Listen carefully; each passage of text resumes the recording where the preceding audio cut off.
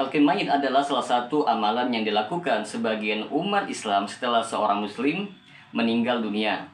Talqin berasal dari kata Arab, yaitu lakana yulakinu, yang berarti memberi pengajaran atau menuntun.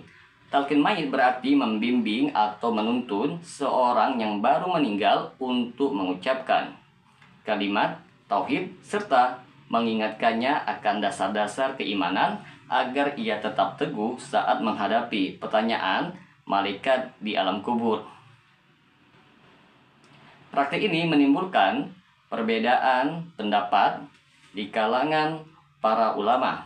Sebagian ulama memandangnya sebagai sunnah dan dianjurkan, sementara yang lain menganggapnya tidak memiliki dasar yang kuat dalam syariat, bahkan menyebutnya sebagai bid'ah. Bagi teman-teman sekalian yang penasaran dengan kelanjutan dari pembahasan kali ini, maka tonton terus video ini hingga selesai agar kita menemukan fakta yang sebenarnya.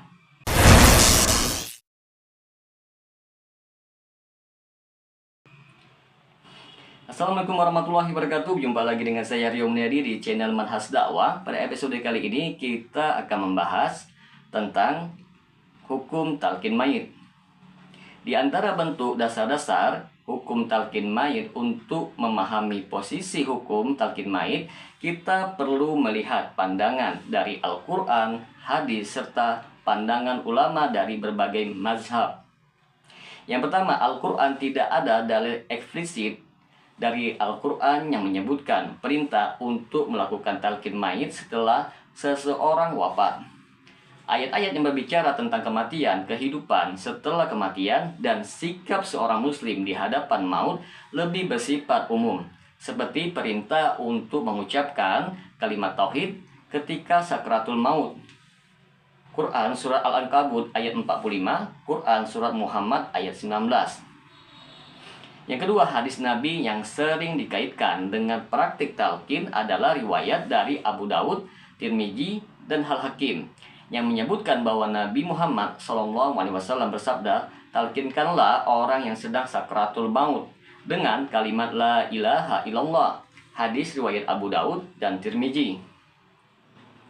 Namun hadis ini secara langsung berbicara tentang talqin kepada orang yang masih hidup dan sedang menghadapi sakratul maut, bukan orang yang sudah meninggal dunia. Tidak ada hadis yang sahih yang secara jelas menganjurkan talqin mayit setelah seseorang meninggal dunia. Yang ketiga, pandangan ulama Islam memiliki perbedaan pandangan dalam hukum talqin mayit. Di sini ada beberapa pandangan dari ulama mazhab terutama seperti mazhab Syafi'i. Mayoritas ulama dalam mazhab Syafi'i menganjurkan talqin mayit setelah pemakaman. Imam An-Nawawi dalam kitabnya Al-Azkar menyebutkan bahwa talqin dianjurkan ketika dapat memberikan manfaat kepada mayit dengan mengingatkannya akan kalimat tauhid dan dasar keimanan. Beliau menganggap amalan ini sebagai bentuk doa bagi mayit agar diberi keteguhan dalam menjawab pertanyaan malaikat. Yang kedua, mazhab Hanafi.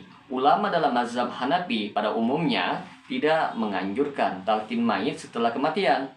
Mereka berpendapat bahwa tidak ada dalil yang kuat dari Al-Quran ataupun Sunnah Nabi Muhammad yang mendukung praktek ini, sehingga dianggap itu adalah bid'ah. Yang ketiga, mazhab Maliki. Pendapatnya mirip juga yang dipegang oleh sebagian besar ulama Maliki. Mereka menolak talqin mayit setelah kematian karena tidak ditemukan amalan tersebut dalam riwayat para sahabat maupun Nabi Muhammad. Bagi mereka, talqin hanya diperuntukkan bagi orang yang sedang menghadapi sakratul maut. Yang keempat, mazhab Hambali. Ulama Hambali memiliki pendapat yang mirip dengan Syafi'i. Mereka umumnya menganjurkan talqin mayit dengan dasar bahwa hal ini bisa menjadi pengingat bagi yang hidup serta membantu mayit dalam menghadapi pertanyaan malaikat. Di antara bentuk argumentasi pendukung dan penentang talqin mayit yang perlu kita ketahui bersama, teman-teman sekalian, ialah pertama, pendukung talqin mayit. Mereka yang mendukung talqin mayit berpegang pada prinsip bahwa amalan yang baik dan bermanfaat meskipun tidak secara langsung diperintahkan tetap dapat dilakukan selama tidak bertentangan dengan syariat. Bagi mereka, talqin dianggap sebagai doa dan pengingat untuk mayit dengan harapan Allah memberikan rahmat dan ampunan kepada mayit serta memudahkan urusannya di dalam kubur. Mereka juga menyebutkan bahwa talqin tidak hanya bermanfaat bagi mayit, tetapi juga untuk orang-orang yang hidup sebagai pengingat akan kematian dan kehidupan akhirat. Yang kedua, penentang talqin mayit. Penentang talqin mayit menekankan bahwa dalam syariat Islam setiap ibadah harus memiliki dalil yang jelas dari Al-Quran atau Sunnah. Mereka berpendapat bahwa tidak ada dalil yang memerintahkan talqin kepada mayit setelah kematian. Mereka juga mengutip hadis dari Abdullah bin Mas'ud yang menyatakan sebaik-baik petunjuk adalah petunjuk Nabi Muhammad SAW. Dan seburuk-buruk perkara adalah perkara yang diada-adakan. Hadis riwayat Muslim. Mereka menganggap talqin mayit sebagai perbuatan bid'ah karena tidak pernah dilakukan oleh Nabi Muhammad dan para sahabatnya maupun generasi tabi'in, sehingga mereka tidak menyarankan untuk melakukannya. Teman-teman sekalian, di antara bentuk kritik terhadap hukum talqin mayit yang perlu kita ketahui bersama ialah 1. Kritik berdasarkan keabsahan hadis. Sebagian ulama menyatakan bahwa hadis-hadis yang digunakan sebagai dasar hukum talqin bagi mayit dianggap lemah atau tidak bisa dijadikan dalil yang kuat meskipun ada beberapa hadis yang menyebutkan tentang talqin mayit. Kebanyakan hanya berkaitan dengan talqin bagi orang yang sedang sakaratul maut, bukan setelah dimakamkan. Oleh karena itu, mereka berpendapat bahwa praktek talqin mayit setelah dimakamkan tidak memiliki dasar yang kuat dalam syariat Islam. Yang kedua, tidak dilakukan oleh Nabi dan para sahabat. Para ulama yang menentang talqin mayit juga berargumen bahwa Nabi Muhammad SAW dan para sahabatnya tidak pernah melakukan talqin kepada orang yang sudah meninggal dunia setelah dimakamkan. Praktek ini menurut mereka merupakan bid'ah atau inovasi dalam agama yang tidak diajarkan oleh Nabi Muhammad SAW. Dalam pandangan mereka, jika talqin mayit setelah kematian itu penting, pasti akan ada teladan yang jelas dari Nabi Muhammad dan para sahabatnya. Yang ketiga, penolakan atas aktivitas talqin. Ada juga ulama yang mempertanyakan aktivitas talqin mayit. Mereka berargumen bahwa talqin hanya bermanfaat bagi orang yang masih hidup dan sadar karena orang yang sudah meninggal tidak lagi dapat mendengar atau memahami bimbingan yang diberikan. Berdasarkan hadis Nabi Muhammad SAW yang menyatakan bahwa setelah seseorang meninggal dunia, semua amalnya terputus kecuali 3 perkara: sedekah, jariah, ilmu yang bermanfaat, dan doa anak yang soleh.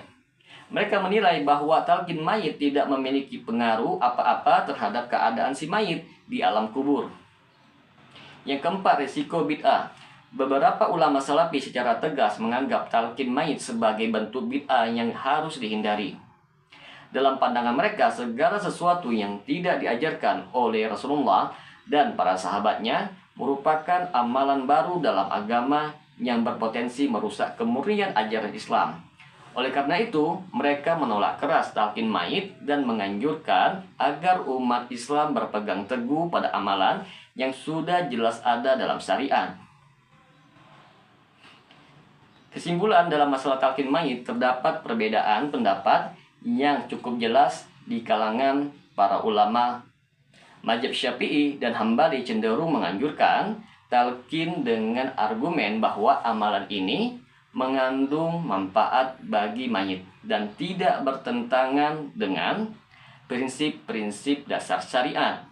Sementara itu, mazhab Hanafi dan Maliki lebih cenderung menolaknya karena tidak ada dalil yang jelas dari Nabi Muhammad mengenai praktik talqin setelah kematian.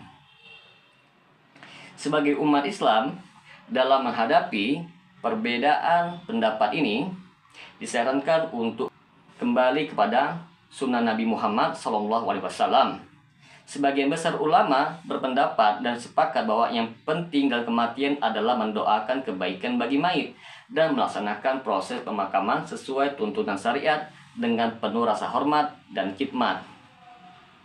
Kritik terhadap hukum talqin mayit terutama berfokus pada kurangnya landasan yang kuat dalam Al-Quran dan hadis untuk mendukung praktek ini, serta penolakan atas aktivitas dan keabsahan berdasarkan ajaran Nabi Muhammad dan para sahabatnya.